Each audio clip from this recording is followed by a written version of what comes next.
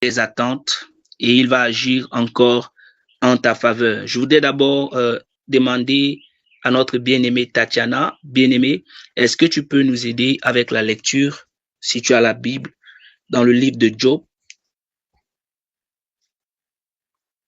Job chapitre 22. Job chapitre, oui, chapitre 22, verset 28.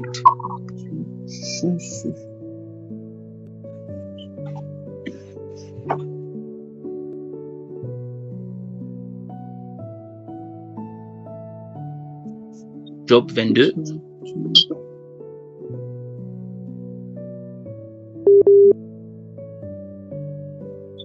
Job 22, verset 28.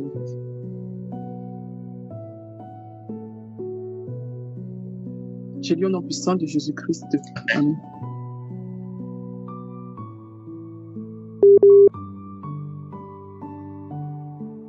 La lumière.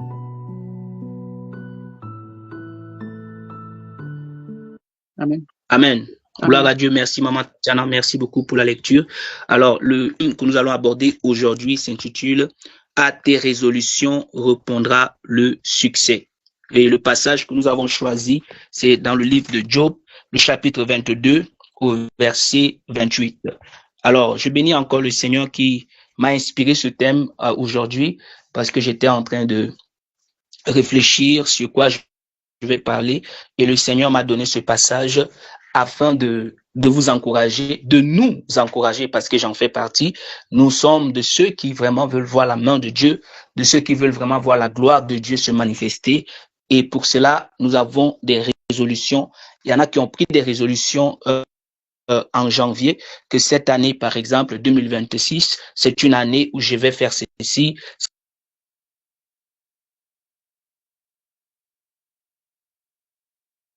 engagements, mais je peux appeler cela des engagements ou je peux appeler cela, ils ont des désirs, ils veulent réaliser des choses, mais ils ne sont pas fermes dans leur engagement et ils ne voient pas la main de Dieu. Alors le Seigneur veut que tu saches que la résolution ici, c'est quelque chose véritablement savoir comment ça fonctionne. Quand tu prends une résolution, ça veut dire que il y a il y a quelque chose que tu dois manifester pour que cette résolution puisse aboutir. Alors déjà, la définition même de la résolution, c'est quoi? Lorsqu'on parle d'une résolution, la résolution, c'est une décision. Mais c'est pas une décision quelconque que nous prenons. C'est une décision ferme. Je répète, la résolution, c'est une décision ferme. C'est comme la foi. On a dit que la foi est une ferme assurance. Donc, dans une résolution, il y a la foi qui se manifeste. On ne peut pas prendre une résolution sans la foi. C'est pourquoi la Bible dit dans Hébreux 11, le verset 1, « Or, la foi est une ferme assurance des choses qu'on espère et une démonstration de celles qu'on ne voit pas. » Alléluia. Donc, quand on parle de résolution, on parle d'une ferme décision. Une décision inébranlable. Une décision qui reste intacte. Parce qu'il y a un but derrière cette décision. Il y a un objectif à atteindre derrière cette décision que tu as pris. Est-ce que tu as pris une décision cette année de faire quelque chose? Que ça soit pour Dieu, que ça soit pour toi-même. Est-ce que tu as pris une décision cette année? Ou tu t'es décidé, en cette année, je vais faire ceci, je vais faire cela? Est-ce que tu tiens encore dans cette décision ou tu commences à désespérer parce que jusqu'à là, tu n'as rien vu? Alors, la suite de la définition dit, non seulement c'est une décision ferme, mais aussi réfléchie. Donc, la résolution est une décision ferme, réfléchie et déterminée de faire ou d'accomplir quelque chose. Gloire à Dieu. Jusqu'ici, la définition. Donc, c'est une décision ferme, réfléchie et déterminée de faire ou d'accomplir quelque chose. Ça veut dire que si nous prenons le mot réfléchi, on explique, tu vas comprendre encore en profondeur. C'est quoi quelque chose qui est réfléchi? C'est quelque chose qui, n'est-ce pas, qui va en profondeur, qui est consciente, je peux dire. Quand on dit que tu réfléchis, ça dit que tu penses d'une manière consciente à quelque chose. Alléluia. Alors, la détermination ici, c'est quoi? C'est cette ardeur qu'on met, qu'on ajoute dans ce qu'on veut faire. Est-ce que tu ajoutes de l'ardeur? Est-ce que tu t'engages totalement dans ce que tu fais? Quand on dit qu'une personne est déterminée, ça veut dire que la personne est prête. La personne se donne totalement pour voir la réalisation de ce qu'il veut ou de ce qu'elle veut faire. Alléluia. Donc, on a dit que c'est réfléchi et déterminé de faire ou d'accomplir quelque chose. Faire ou accomplir. Accomplir, ça veut dire quoi? Arriver jusqu'au bout. On ne commence pas à un certain moment et on s'arrête, mais on arrive jusqu'au bout de ce qu'on a pris comme décision. On ne lâche pas prise, on n'abandonne pas, on ne se fatigue pas, on ne regarde pas les difficultés, on ne regarde pas ce qui ne va pas. On se fixe un objectif et on se décide de l'atteindre et on garde la foi, sachant que ce qu'on a fixé comme objectif va se réaliser. Et dans un sens spirituel, lorsqu'on parle de la résolution, on fait tout simplement référence à un engagement intérieur qu'on a pris devant Dieu. Ça, c'est dans un sens spirituel. C'est un engagement intérieur que toi ou moi, nous prenons devant Dieu, accompagné de détermination et de foi. Waouh! Accompagné de détermination et de foi. Alors, lorsqu'on parle d'une résolution, ce n'est pas un simple souhait. Par exemple, je dis, cette année, je vais construire une maison. C'est pas un souhait. C'est une décision accompagnée de détermination. Ça veut dire, pour que ce souhait devienne une décision ferme et réfléchie, accompagnée des grandes réalisations, il faut s'y mettre, il faut poser des actions. C'est pourquoi j'avais donné l'exemple de la foi, parce que dans la foi, beaucoup de gens pensent que la foi, c'est juste croire que je vais obtenir une chose et la chose va se déplacer et elle va venir. Non, la foi aussi implique une action. Tu ne peux pas seulement dire que, bon, je vais faire ça cette année et tu es là, tu attends que la chose vienne te trouver comme Habakkuk. Tu dois te lever. C'est pourquoi la face B de la foi dit, c'est une ferme assurance de ce qu'on espère. Et la face B dit quoi? Une démonstration de celle qu'on ne voit pas. Alléluia. Une démonstration pour dire que si tu as un projet, par exemple, prenons par exemple un projet peut-être de 500 000. Je prends tout simplement ce niveau-là. Les 500 000, tu dois poser des actions qui vont appeler les 500 000 à l'existence afin que tu réalises ce projet. Donc, en prenant la décision de réaliser ce projet, tu n'avais rien, tu avais 0 franc. Je vais vous donner un exemple pratique. Avant que je ne me marie, le Seigneur m'a soumis à un programme de 40 jours de jeûne. Ça, je n'ai pas dit que toi aussi tu dois prendre 40 jours. Chacun a son alliance avec Dieu. Et pendant que je prenais les 40 jours de jeûne et de prière, pour le jeûne, j'avais déjà en tête que cette année, pas cette année, je me suis déjà marié. Donc, je parle du moment où je devais me marier. Je dis que cette année-ci ne va pas passer, je dois me marier. Je dois me marier. Je ne le disais pas par souhait, je le disais par une ferme conviction que l'année dans laquelle je me trouvais ne doit pas passer sans que je ne me marie. Alors, qu'est-ce qui se passe? J'ai respecté mes devoirs sur le plan spirituel, qu'il s'agit de quoi? Qui consistait à prier. Parce que le mariage ici implique la prière. Tu ne peux pas te marier parce que tu as seulement beaucoup d'argent. Il y a des gens qui ont l'argent mais qui n'arrivent pas à se marier. Parce que dans le mariage, il y aura des combats, il y aura ceci, il y aura cela. Tu peux avoir l'argent, mais chaque fois que tu veux lancer ton projet, il y aura des imprévus, il y aura quelque chose qui va se passer. Alors là, il faut que tu sois un homme de prière. Tu te lèves dans la prière.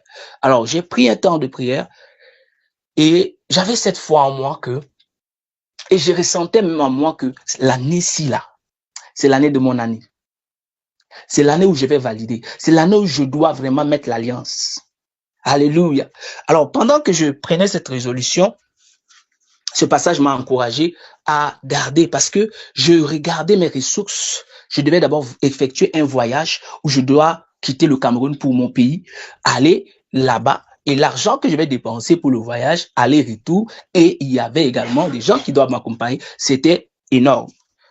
J'ai dit que Seigneur, j'ai confiance en toi. C'est comme ça qu'on a voyagé. On arrive et j'arrive, on me demande, comme tu es venu pour te marier là, j'espère que tu es venu avec ton argent. J'appelais une tante en Europe, elle me dit, ah, comme tu diriges une église au Cameroun, ça veut dire qu'on t'a donné beaucoup de dîmes. Je dis que vous pensez que tous les pasteurs là, on leur donne les dîmes. Alors c'est comme ça que par la foi, on avait fixé la date du mariage et j'ai annoncé à l'église, j'ai dit à quelques bien-aimés et certains se sont levés, moi je vais m'occuper de ça, l'autre dit moi je vais m'occuper de ça, l'autre dit que moi je vais donner la voiture, l'autre dit que moi je vais faire ceci. On a commencé les démarches comme ça, on commençait à partir à la mairie. Donc l'action que tu dois poser c'est quoi? Tu dois aller déposer, n'est-ce pas, les dossiers pour les préparatifs sans que tu n'aies 5 francs, mais tu as la foi déjà que la chose va se réaliser. Tu cales déjà une date, tu achètes déjà ta veste, tu achètes déjà les alliances. Il faut commencer avec des actions. C'est pourquoi on parle de la foi comme une démonstration où tu commences déjà à acheter petit à petit les choses. Moi, je connais des gens qui, avant de se marier, ont commencé à acheter déjà les choses qu'ils doivent donner à la belle famille et toutes ces choses. Et maintenant, le gros lot, le Seigneur va débloquer. Mais cela dépend de la foi. Cela demande la foi. Il faut que tu aies la foi. C'est pareil pour les projets que tu as, pour ton entreprise que tu veux ouvrir, pour tes commerces. Beaucoup de choses, tu dois d'abord t'élever. Avec le peu que tu as, peut-être tu as une grande vision, mais ne pense pas que tu vas commencer directement avec, comment je vais appeler, supermarché, quoi. Non, tu dois commencer avec les petites choses là. Et le Seigneur va voir ta fidélité avec le peu que tu as. Toi, les gens vont te voir avec un petit truc, mais la vision que toi, tu as derrière ça est énorme. Tu ne fais pas comme ceux qui ouvrent aujourd'hui leur petite boutique, comment on appelle, leur boutique, et 5 ans, 10 ans, 20 ans, ils sont là. Non. Toi, tu as un objectif et pendant que tu es en train de préparer, tu pries, tu donnes normalement ta dîme parce qu'il faut chasser le dévoreur, il faut payer ta dîme pour sécuriser ce que tu fais. Et ainsi de suite, tu fais tes sacrifices à Dieu et le Seigneur va te soutenir, même s'il y a des forces qui vont s'élever, parce que, bien aimé, lorsque tu as des résolutions, il y aura des combats. Lorsque tu as des résolutions, il y aura des combats. Beaucoup ont des résolutions, mais ils n'ont pas de sécurité. Qu'est-ce qui sécurise ce que tu fais? La personne que tu viens lui dire que, gars, comme tu vois là, j'ai le projet de faire ceci. Tu ne sais pas si la personne là rit avec toi, mais elle est contre toi. Tu ne sais pas si c'est la personne là qui te bloque. Alléluia. Tu ne sais pas si c'est cette personne-là qui ne veut pas que tu avances. Tu ne connais pas qui est contre toi. Tu ne connais pas qui est avec toi. Alors, qu'est-ce que tu dois faire? Tu dois toujours sécuriser ce que tu fais, tes activités. Aujourd'hui, quand on dit aux gens, sème, fais ceci, donne, fais cela, ils ne veulent pas. Pourquoi? Parce qu'ils se disent qu'ils dépensent. Mais quand tu vois les gens du monde, ils ont des sécurités selon le monde. Ils prennent des choses pour sécuriser leurs affaires. Mais nous, on n'a pas besoin d'aller prendre des choses pour sécuriser nos affaires. Nous, notre sécurité, c'est Dieu. Le sang de Jésus. Alléluia. Nous, notre sécurité, c'est Dieu. Ton offrande parle. Alors, ici, je veux encore t'encourager. Je disais que la résolution, ce n'est pas un simple souhait. Mais c'est une décision qui engage ta volonté. C'est pas quelqu'un qui viendra résoudre ou réaliser ce que tu veux faire à ta place. C'est pas Dieu qui viendra réaliser ce que tu veux faire à ta place, mais c'est ta décision qui va te permettre d'atteindre ton objectif. Tu connais la décision que tu as prise et les gens vont venir te décourager. Les situations vont s'élever, peu importe combien de fois, les situations vont vouloir te décourager, mais toi, tu restes engagé dans ta volonté. et cette volonté vient de toi-même. Alléluia. Daniel, par exemple, dans la Bible, dans le livre de Daniel, chapitre 1, verset 8, la Bible dit que Daniel a résolu de ne pas se souiller. Il y a des gens ici qui disent que vraiment, je lutte avec ceci, je lutte avec la masturbation, je lutte avec la pornographie, je lutte avec telle chose, je lutte avec ceci, je lutte avec l'impudicité, je lutte avec le mensonge, je lutte avec quoi. Est-ce que tu as déjà pris une résolution de ne pas te souiller? Je prêchais la dernière fois sur les réseaux sociaux, j'ai dit que c'est pas moi, mais c'est l'Esprit de Dieu. La Bible dit, il y a un passage qui dit quoi? Qui dit que ceux qui marchent par l'Esprit, si tu te laisses conduire par l'Esprit, tu n'accompliras pas les désirs de la chair. Galates chapitre 5, je crois le verset 16. Quand tu te laisses conduire par l'Esprit, alors c'est quoi être conduit par l'Esprit de Dieu? C'est accepter de se laisser conduire par le Saint-Esprit, de se soumettre à la volonté du Saint-Esprit, parce que le Saint-Esprit nous parle, mais souvent nous faisons ce que nous voulons. Alors tu dois allier ta décision, tu dois allier ta volonté à celle du Saint-Esprit. Donc, Daniel a résolu de ne pas se souiller et il ne s'est pas souillé. Quand le roi lui a présenté de bonnes nourritures, la viande, beaucoup de choses, pendant que les gens mangeaient, mais Daniel, Shadrach, Meshach, Abednego, ils ne se sont pas souillés parce qu'ils ont pris une résolution. Bien aimé, nous sommes dans une génération, nous sommes dans un monde où si tu ne prends pas une résolution, tu ne pourras jamais faire ce que tu veux faire parce qu'il y aura toujours des distractions, il y aura toujours des tentations, il y aura toujours ceci et cela qui va s'élever. Et n'attends pas que ce soit le Saint-Esprit qui va venir faire les choses à ta place. N'attends pas que c'est Dieu qui va venir faire les choses à ta place. Il t'a dit la dernière fois, il t'a déjà donné le pouvoir de marcher sur les serpents, les scorpions et sur toute puissance de l'ennemi et rien ne pourra te nuire. Il t'a déjà donné la capacité, il t'a donné, mais ce qu'il attend de toi, c'est quoi? C'est ta résolution, c'est ton engagement, c'est ta volonté alliée, bien sûr, à sa volonté. Parce que quand je parle de ta volonté, je ne parle pas de ta volonté propre, mais je parle de ta volonté alliée ou qui s'accorde avec la volonté de Dieu. Est-ce que tu penses que nous tous qui sommes ici là, Dieu veut qu'on soit pauvres?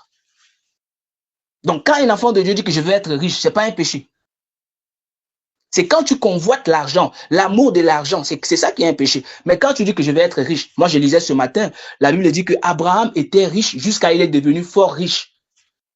Jacob, donc Isaac, les trois là, ils étaient tellement riches. Alors, tout dépend de la conception que tu as de la chose. Est-ce que tu veux devenir riche parce que tu veux montrer que tu es riche? Non. Il y a des gens ici qui veulent ouvrir des orphelinats, par exemple. Il y a des gens ici qui veulent aider les gens, les pauvres, les démunis. Mais tu n'as pas les moyens. Parfois, tu t'assois, tu dis que pourquoi Dieu donne l'argent aux païens? Pourquoi les païens ont ceci? Les païens, comme tu vois, ils se battent. Nous, on veut seulement prier. Et puis, ça va venir. Les païens, comme tu vois là, ils prennent des résolutions aussi. Alléluia. Et comme les lois de Dieu restent les lois de Dieu, ça fonctionne. Donc, ici, bien aimé, il est question pour nous de nous lever. Il est question pour toi et moi de nous lever pour voir la main de Dieu se manifester dans nos vies. Et si nous prenons notre deuxième concept, le succès. Le succès, par définition, c'est l'aboutissement favorable d'un projet, l'atteinte d'un objectif.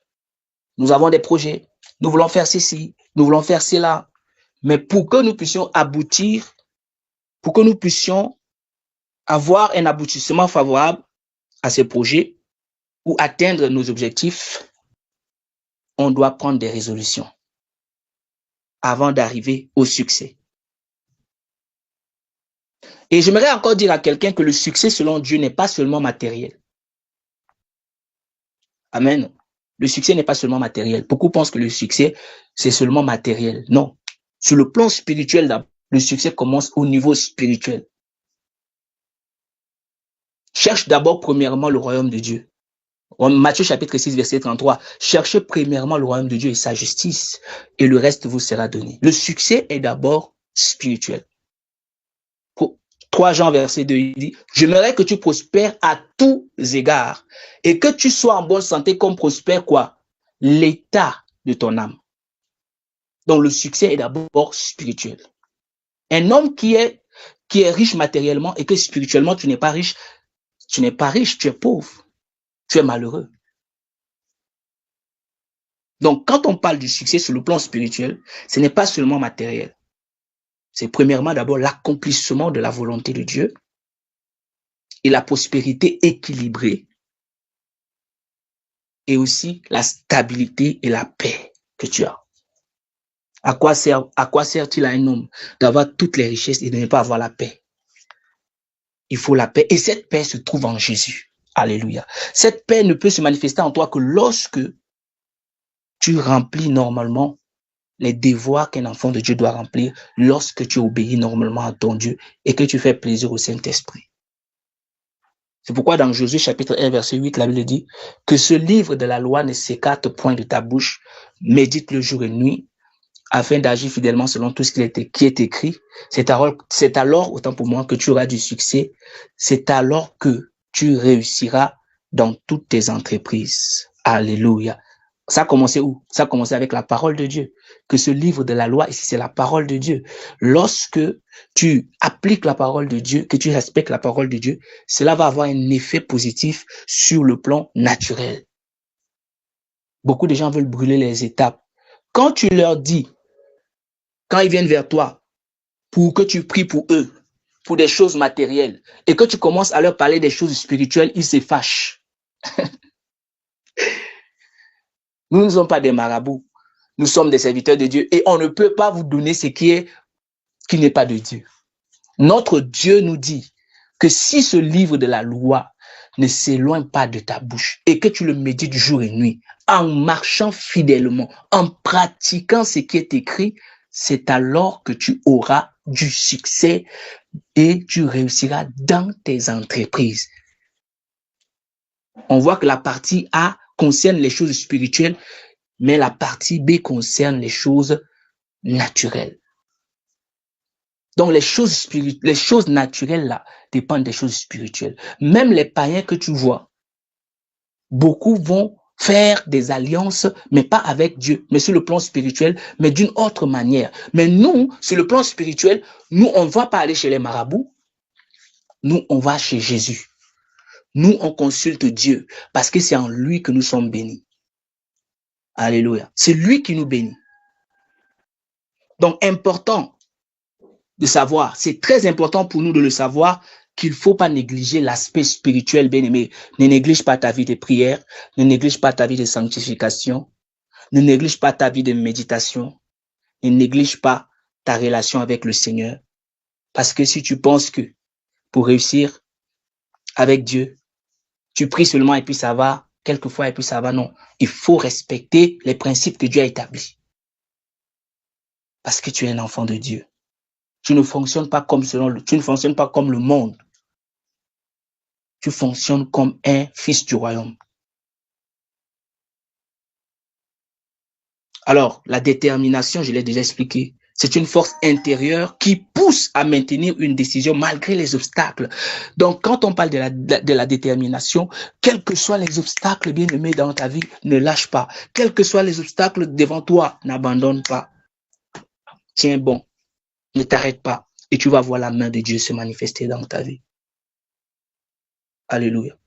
À tes résolutions répondra le succès. Et la Bible dit que la lumière va prendre place dans ta vie. Pour que cette lumière se manifeste, tu dois prendre des résolutions. Des résolutions fermes. Des résolutions qui honorent le Seigneur. Parce que la Bible dit, sur tes sentiers brillera la lumière. Amen. Sur tes sentiers brillera autant pour moi la lumière. Alors, la lumière dont la Bible dit ici renvoie à quoi? Cela renvoie à la direction de Dieu, la direction divine. Cela renvoie à la révélation. Cela renvoie à la clarté. Cela renvoie à la faveur de Dieu dans ta vie. C'est pourquoi dans Somme 119, verset 105, il est dit, ta parole est une lampe à mes pieds et une lumière sur mes sentiers, sur mon sentier. Alléluia. Tout passe par la parole de Dieu. Tout. Et l'engagement, c'est une action concrète qui t'accompagne dans cette résolution.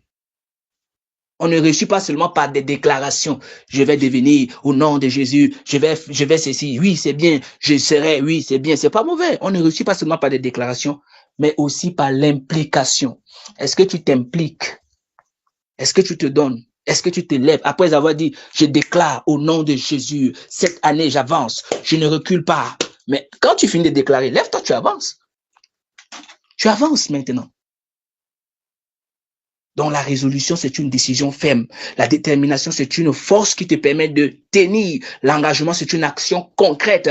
Le succès, c'est l'accomplissement selon Dieu. Et la lumière, c'est la direction divine que le Seigneur te donne. Et cette année, Dieu va te donner cette lumière. Dieu va éclairer ton chemin. La Bible dit dans le livre de Proverbes, chapitre 29, verset 18, un peuple sans révélation est un peuple sans frein. Tu cours, ça et là. Tu ne sais pas quoi est-ce que ta vie ressemble. Tu ne sais pas. Mais le Seigneur va t'éclairer si tu prends une résolution cette année. Le Seigneur va éclairer ton chemin. Tu vas juste lui dire encore aujourd'hui qu'il t'éclaire. Il va t'éclairer davantage. Alléluia. Amen. Il va t'éclairer davantage. Tu dois prendre une décision claire, un engagement personnel. Tu dois avoir une décision, une détermination à avancer avec Dieu. Mais surtout, bien-aimé, si je dois te conseiller, je vais te conseiller sur le plan spirituel d'abord. Écoute-moi très bien. Je te conseille sur le plan spirituel. Il y a ces choses-là qui, le Saint-Esprit te dit d'arrêter. Ce sont ces choses qui te bloquent. Ésaïe 59, verset 1 dit quoi? Non. Ça commence par non. C'est une réponse que Dieu te donne. Pendant que tu t'interroges, pourquoi le Seigneur ne me touche pas? Pourquoi depuis on ne fait que prier, rien ne se passe? Écoute, le Seigneur commence par non. Il dit non. Est-ce qu'une phrase commence par non? Il dit non, virgule. La main de l'Éternel n'est pas trop courte pour faire quoi? Pour sauver. Ni son oreille trop dure. Pourquoi? Pour entendre. Mais c'est quoi? Ce sont nos crimes, nos fautes qui mettent une barrière, une séparation. J'aime le psalmiste David. J'aime le psalmiste David. Lorsque le psalmiste David prie, il dit que pardonne-moi les péchés dont j'ignore. Même ceux dont j'ignore. Il a fini de demander pardon à Dieu pour tous ses péchés. C'est pourquoi la Bible dit que David était l'homme selon le cœur de Dieu. Il a fini de demander pardon à Dieu. Donc tous les péchés dont il est conscient que oui, ici j'ai péché, ici j'ai péché. Il a vu qu'il n'y a plus de péché. Mais il revient encore. Il revient encore, il dit à Dieu que Seigneur, pardonne-moi même les péchés que j'ignore. Combien sommes-nous, bien-aimés, qui nous interrogeons sur le fait que peut-être quelque part, telle action que j'ai posée contre mon frère l'avait blessé et c'est ça qui me bloque. Parce que parfois, on se dit qu'on est trop juste à nos propres yeux. Parce qu'on vient devant Dieu, on demande pardon. Parce qu'on ne vole pas. Parce qu'on ne tue pas. Parce qu'on ne ment pas. Donc pour ça, rien que pour ça, toi, tu dis que tu es parfait. C'est vrai, la Bible dit que ceux qui sont en Christ ne pêchent pas, ne pêchent point, c'est vrai. Mais il y a des choses dans ta vie, bien-aimée, que tu les fais inconsciemment. Et tu dois vraiment chercher la face de Dieu pour cela. Il y a des choses aussi que parfois Dieu te montre que c'est pas bien, mais toi tu refuses. Tu dis que non, c'est bien. Alléluia. Écoute le Saint-Esprit. Écoute le Saint-Esprit. Tu dois te discipliner. Tu dois persévérer pour voir la gloire de Dieu. Alors nous allons, pour le temps qui nous reste, nous allons juste prier. Nous allons prendre quelques sujets de prière par rapport à ce que nous avons écouté ce soir.